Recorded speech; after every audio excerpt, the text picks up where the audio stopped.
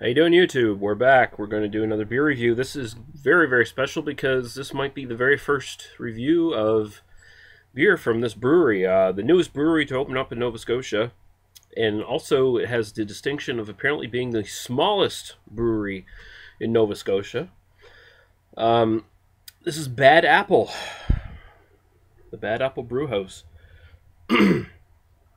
And they just started legally being able to sell their stuff 2 weeks ago, I guess they said it was.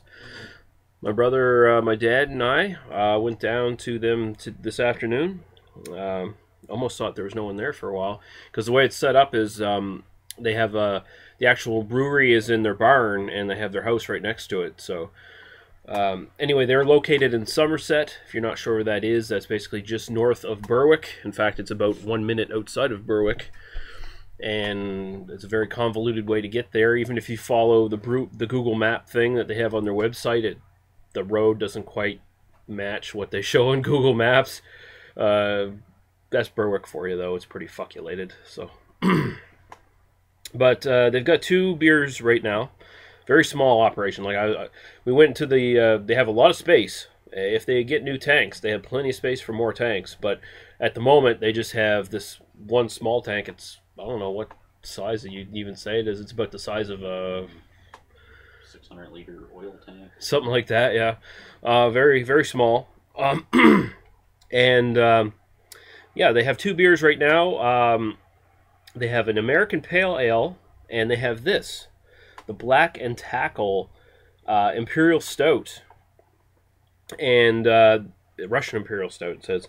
And they're going to be barrel aging this. They are barrel aging this. The barrel aged stuff isn't quite ready yet, apparently. But 9% alcohol by volume. So the barrels there. Yeah, they had the barrels there. Yeah, and you can buy T-shirts. You can buy, I think, sweat shirts or something like that as well. Coming and stickers, glassware. They're all sold out of glassware right now, but you can get their custom glassware as well. Apparently, the guy running this collaborated with Greg Nash, who is, sort of a local brewing superstar here in the Maritimes. So he helped him get his recipes perfected, I guess, and get them off the ground. So very excited to be able to try this. Very, very cool. It's only, 20 minutes away from us or something like that? Take the highway even closer. Yeah. You can get there through Berwick if you want to risk driving through Berwick, or you can get there through the 101. You just go off exit 15 in the 101, and it's basically just a minute or so off from there. Just go to the website. I'll link it down there, and you can actually look. So it says, your overall impressions of this beer are your own, but will accumulate your total satisfaction, disapproval, or nonchalance. Or culminate your total satisfaction, disapproval, or nonchalance. Created in collaboration with Greg Nash, unfiltered, unpasteurized, brewed in Somerset, Nova Scotia. BadAppleBrewhouse.ca. And they have growlers as well. Their stuff is a little bit pricier than what you would pay for, say, Propeller and things like that. This is $5 for a 500 milliliter, no, $6 for a 500 milliliter bottle. It is a little bit on the steep side, but take into account that they are the smallest damn brewery in Nova Scotia, so they have to set their price margins a little bit bigger. They just have to do it. And I have no problem supporting a local brewery, especially if it turns out to be really good stuff. Their American Pale Ale's only $4 a 500 milliliter bottle, which is more in line with current prices for most stuff around here. So my brother is just off camera. We're going to share with him. Here, you want me to pour yours first? In your glass. Oh, it smells good.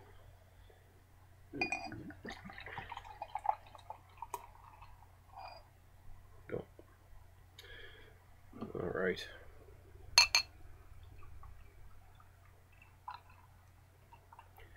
Growlers are very expensive, but their growlers are actually the 1.89 liter ones. So actually the prices aren't that egregious. First time growler is $17. That is pretty high, but that's just with the bottle deposit. After that, the price goes right down. But all right, so that's a very, very dark brown. I don't see no light through it. I can see I do see like on the fringes, it looks just brown. That's what it looks like to me. Nice solid head, though. Yeah, it's got a nice little bit of head to go in there. Yours got a better one. Your glass is just a bit more better suited. Yeah, there you go. But yeah, it definitely looks the part. I'm gonna go right to the aroma. Oh yeah, that smells good. It's like espresso or something. Yeah, I'm getting a lot of espresso tones right off the bat, and also sort of a mocha kind of thing as well. It's sort of chocolate coffee. And there's a slight hint of sweetness in it.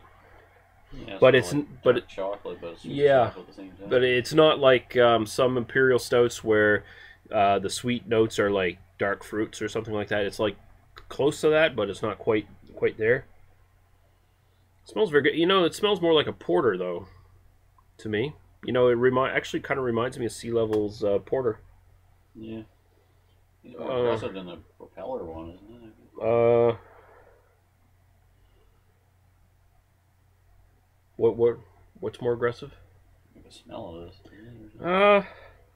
No, I'd say the propeller one's a bit more aggressive. The propeller one smells a bit more fresh out of the bottle. It smells a bit more fruity, and you could definitely tell. Like, it still smells great, but you could definitely tell it would take some aging would help it a lot, which I already proved with the previous review of it. But yeah, it smells very good. It smells porterish. It reminds me a lot of Sea Level's Port in a Storm Porter, but there is a little underlying fruity sweetness, just not quite.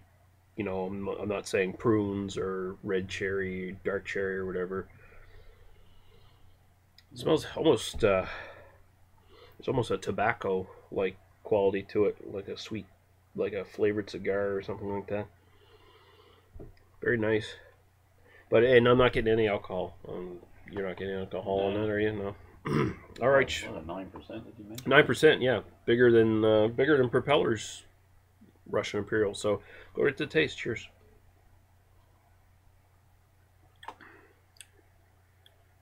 Well, that's really good. Very dry. Yeah, and quite bitter. Yeah. Wow, quite a you would think this is barrel aged. But it doesn't even taste like, it doesn't feel like, like a light mouth feel almost. Mouthfeel is light. Yeah, it is. It's not chewy and thick like when you first some. drink it, it's like, holy crap! That second friggin' taste, holy crap, that's bitter down the back of my throat. It is very well. It's like it almost tastes like it's watery, but it doesn't. But it's not like a bad watery. It's like, I'd say it's a lower medium mouthfeel. It's not that. Yeah, but you could drink this though. Mm-hmm.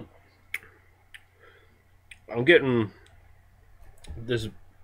I don't know what hops they employ in it or whatever, but I'm getting a lot of bitterness in the back. Not puckering bitterness or anything like that. Really drying, almost like powdery kind of dryness. Feels like you got like cocoa powder on the back of your throat or something like that. Like it dries your mouth. I was like, well, I'll drink more. Dry, tobacco-y, powdery. I'd almost swear that these are barrel aged, but they're not. This is not the barrel aged version. I'm kind of scared actually what the barrel aged version would taste like, because that would seem to bring out wood tones that would just make this even stronger in the back. Probably fill in that watery section there or something. Up front, sweet chocolate. It's not. I'll say this: it's not quite as complex as Propellers. It's probably not as balanced as Propellers in some respects, but it definitely tastes a lot different than Propellers. It's interesting. Yeah. It's definitely for someone who likes really nice, bitter, bracing kind of Imperial, because man, lingering bitterness in the back. I like it a lot. Some people might not like it, but it's so fucking light though. Like, it's drinkable as hell. Like, it's doesn't say that it's filling you up. Like, it is very drinkable. It's a growler of this would fucking knock the hell out of you. Reminds me of Pump House's Doppelbock. Also very, very drinkable, very smooth. Or Rare Bird or something. Rare bird, yeah, same sort of level of drinkability. Man, lingering, almost like just lingering roastiness on the side of the tongues and the bitterness in the Yeah, it back, doesn't go and away. yeah, it really doesn't go away. That's pretty damn good, though. I like it. I like that in the Imperial Stout. So I'm not gonna say it's better than Propellers. Propellers is a bit more complex. I think the problem here is they haven't quite perfected it yet. But that being said, it's still a really excellent beer. It's just a little short on the complexity right now for this type of beer. Like I said, it tastes like a beer half the alcohol percentage really does. Um, it tastes like it's a standard sort of stout or porter or something like Yeah. that. And that's not a bad thing. It's not a bad thing. So we are going to say for bad apples, Black and Tackle Russian Imperial Stout. Very, very nice. Very excited to get to try this. Um, I'm going to go 4.25 out of 5, I think. I think with maybe a little bit tweaking on the recipe, or maybe just this thing aging for a while. And I hope to get to try the barrel aged version here soon, too, and see what that's like. It might be right up there with Propellers. It's definitely giving Propeller a run for their money, though. They're not the only dog in town anymore as far as stuff like this goes. So, really cool. What do you think? Give it a 4, I guess. 4? All right, 4.25 out of 5. We'll see you guys later. Bye-bye.